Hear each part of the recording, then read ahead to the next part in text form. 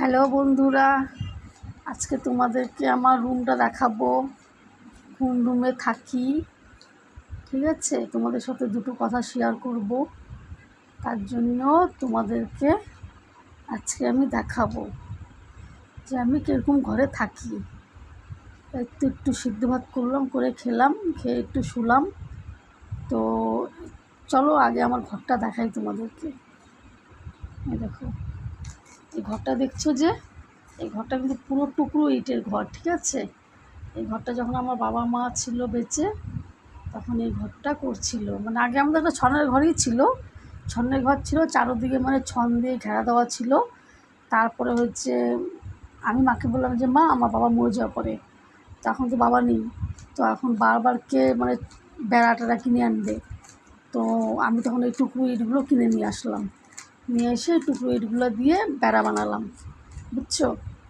এই একটা ঘরই থাকি, খাই, একটা ঘরই মানে জাস্ট রান্না বান্না, ঠাকুর ঠাকুর সব আছে। তো আমি আমার মার কাছেই থাকতাম। আমার ছেলে এই যে দেখো, ক্লাস 8-এ পড়ে, 14 বছরে পা দিয়েছে।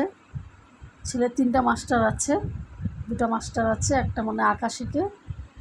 তো হচ্ছে ওর বাবা নেই, বাবা মারা গেছে। বাবা নেই, বাবা মারা গেছে যখন 16-17 দিন ছিল, তখনই ওর বাবা মারা গেছে। তো আমি একটা চেম্বারে কাজ করি আর ছেলেকে নিয়ে খাই, মানুষ করি। এখন তো বাবা মাও নেই, বাবা মাও মারা গেছে, আর ছেলেটাকে নিয়ে আছি।